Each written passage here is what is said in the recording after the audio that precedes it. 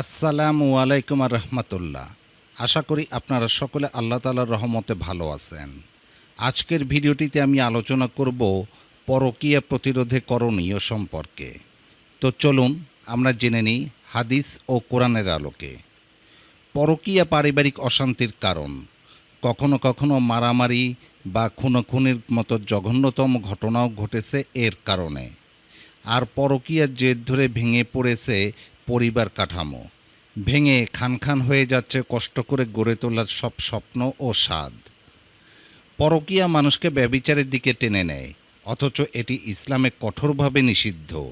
পবিত্র কোরআনে ইরশাদ হয়েছে, তোমরা ব্যভিচারের কাছে যেও না, নিশ্চয়ই তা অশ্লীল কাজ ও মন্দ পথ। সূরা বনী ইসরাইল ইসরা আয়াত ৩২।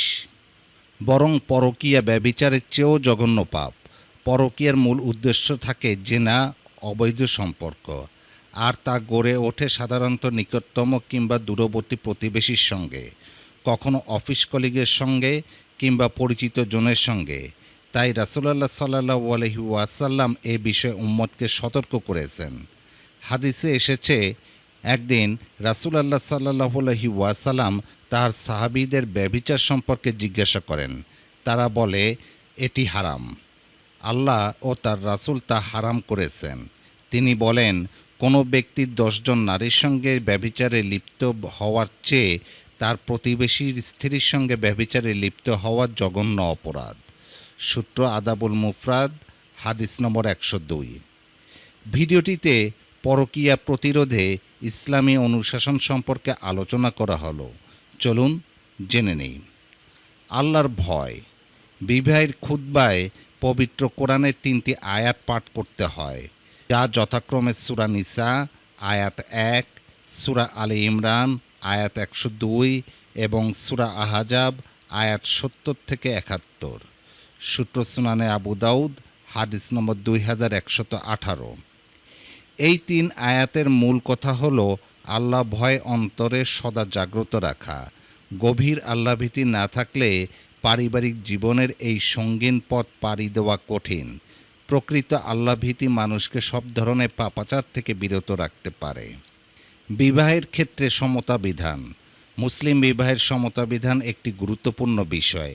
এটাকে কুফু বলা হয়, অর্থাৎ বর ও কনের সমান সমান হওয়া, একের সঙ্গে অন্যজনের সামঞ্জস্য হওয়া।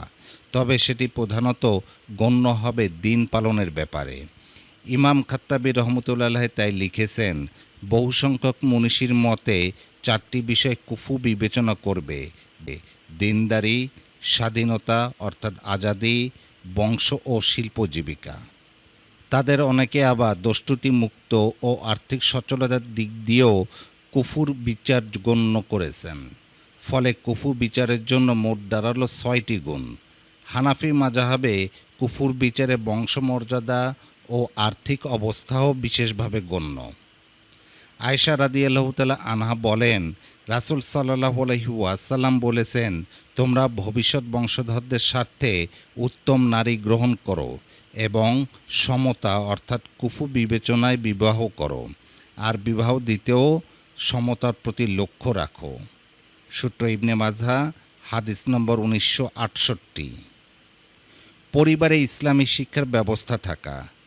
ইসলামী শিক্ষা, পর্দা প্রথা, দৃষ্টি নিম্নগামী রাখার নির্দেশ, বিনা প্রয়োজনে মাহরাম থেকে দূরে থাকার বাস্তবধর্মী আমলগুলো মানুষকে পরকীয়া থেকে রক্ষা করতে পারে। স্ত্রীর দিন দুনিয়ার প্রয়োজন মাফিক শিক্ষা দীক্ষার ব্যবস্থা করাও স্বামীর উপর স্ত্রীর অধিকার। এক্ষেত্রে কোরআনে নির্দেশ হলো, তোমরা তোমাদের নিজেকে ও পরিবার পরিজনকে জাহান্নামের আগুন থেকে রক্ষা করো।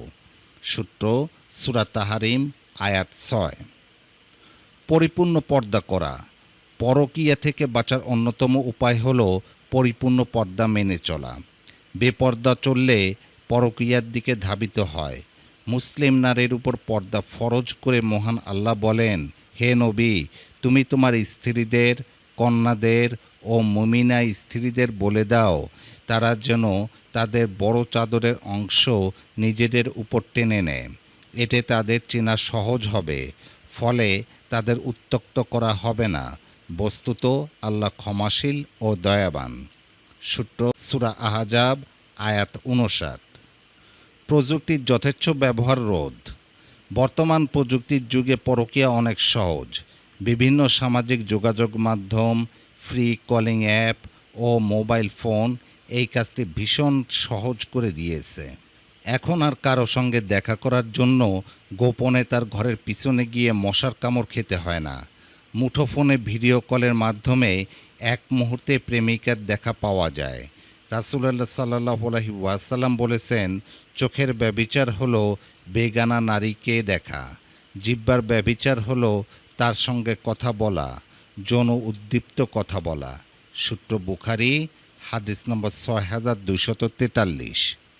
মহান আল্লাহ আমাদের সুখময় দাম্পত্য জীবন দান করুন এবং পরকীয়া থেকে দূরে থাকার তৌফিক দান করুন।